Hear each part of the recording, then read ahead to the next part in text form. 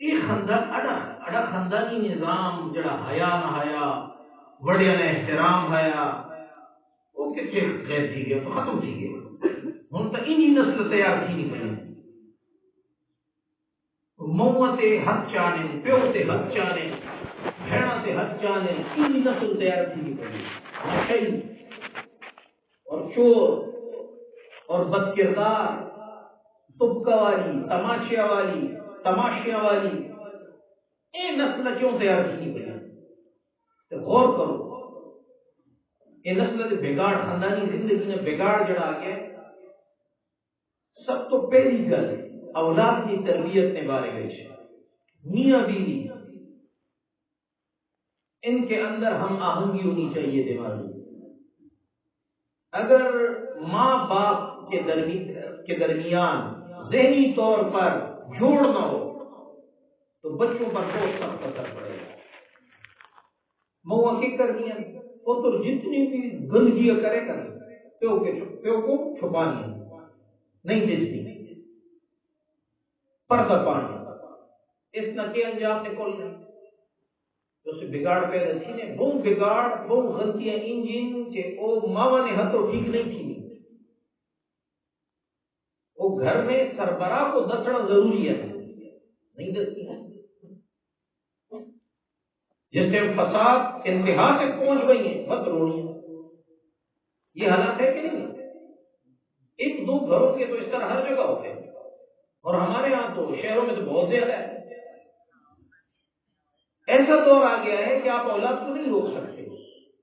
اس پر تنقید بھی اب نہیں کر سکتے اس کو نماز کے لیے بھی نہیں اٹھا سکتے حالانکہ شریعت کہتی ہے کہ 10 سال کا بچہ نماز نہ پڑھے تو اس کو مار کے لے کر جاؤ کون کر سکتے ہیں تو پہلے ماں اور باپ کے درمیان ذہنی ہم آہنگی ہونی چاہیے دوسرا یہ کہ اگر ہم خاتون جو ہماری بیوی ہے خاتون ہے اس کا شریعت کے اعتبار سے جو خاندانی نظام ہے اس میں لحاظ رکھیں گے یاد رکھیں اس کا اثر آپ کی اولادوں پہ پڑے گا بیوی کا کیا حق ہے شوہر کے ذمہ پہلا حق بیوی کا ہے حق مہر ہم میں سے ہر بندہ سوچے جو پرائی بچی آپ گھر لاتے ہیں آپ کے لیے حلال ہو جاتی ہے 2-3 قبول کہہ کے وہ اس نے قبول کر لیا آپ نے قبول کر لیا وہ پرائی بچی آپ کے لیے حلال ہو گئی ہے جس کی طرف دیکھنا بھی حرام تھا وہ حلال ہو گئی وہ آپ کے بچوں کی ماں بن رہی ہے کس بنیاد پر ہم وہاں پر حق مہر دیتے ہیں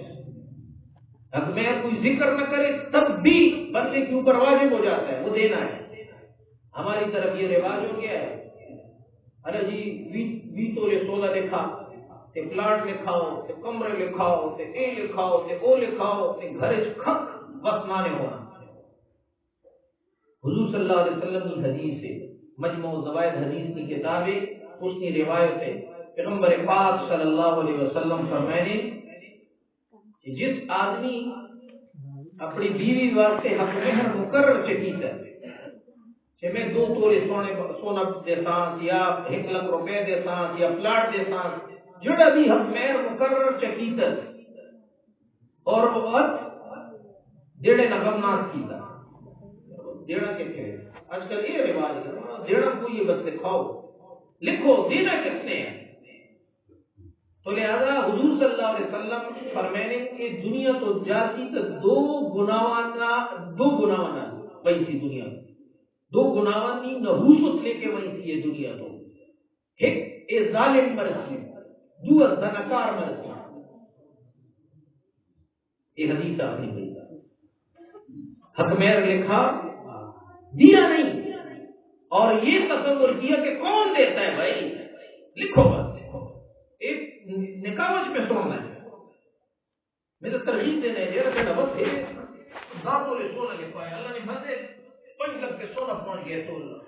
دانتوں نے سونا تو 50 لاکھ روپے تو 50 لاکھ تیرا گھر نہیں 50 لاکھ تیری جائیداد نہیں 50 لاکھ کا تیری جناب کو پنشن نہیں کتنے دے دے دینا ہوئی ہے بس دینا کس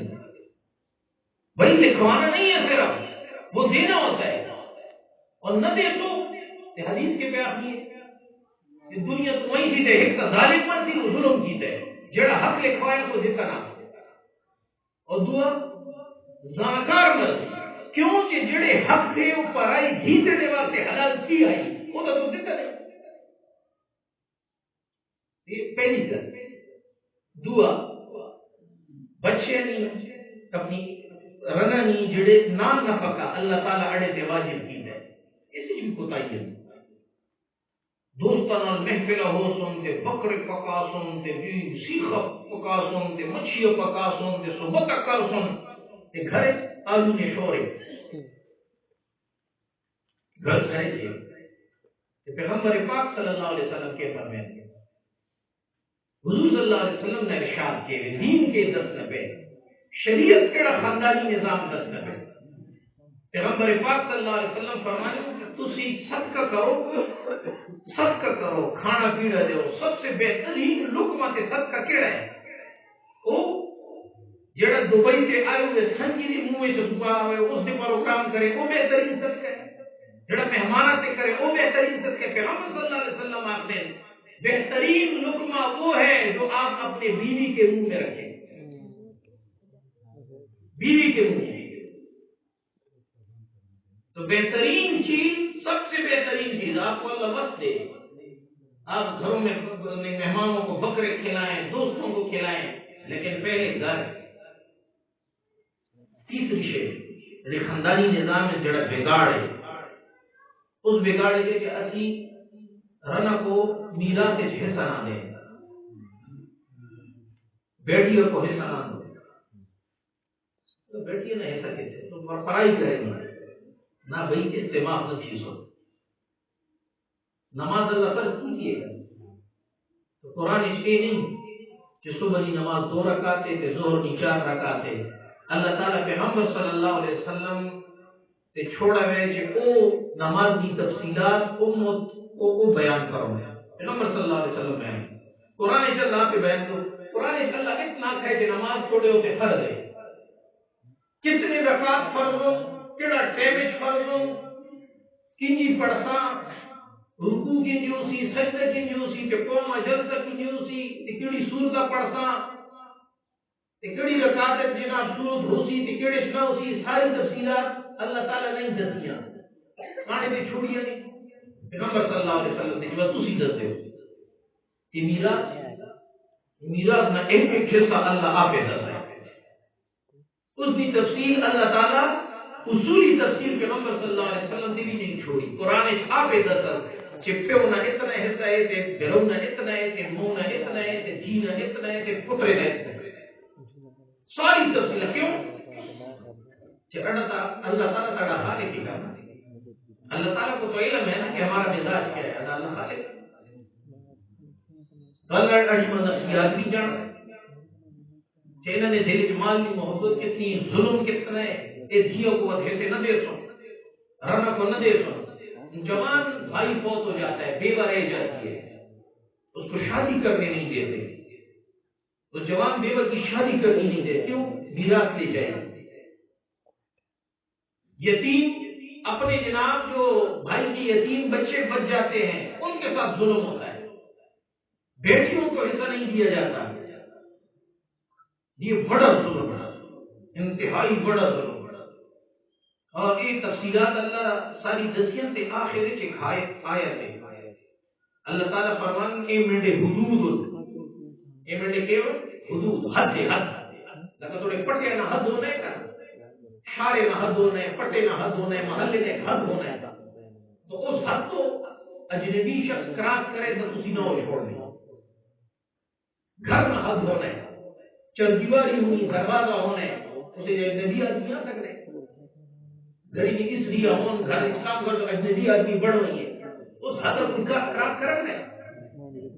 اسی چھوڑ دیں تم کا چاہے جھگڑا کرنے اپنے حد کو کراس کرنا کی کوئی بھی دوبارہ نہیں کرنا. اللہ نے ایمنڈے حد ہوتے جو اس حد کو کراس کرے گا اللہ نے قرآن میں فرمایا وَمَنْ يَتَعَدَّ حُدُودَ اللَّهِ جو اس حد کو کراس کرے گا اللہ تعالیٰ اس کو ہمیشہ کے لیے جہنم میں ڈال دے گا. یہ میراث اللہ کا حد ہے. دسو کتنے لوگ ہیں جو جناب اپنی وصیت کریں گے وہی میری میراث میں میرے جانے کے بعد بیٹیوں کو بھی حصہ دیں گے، وہ بھی میری بیٹی ہے، میری اولاد ہے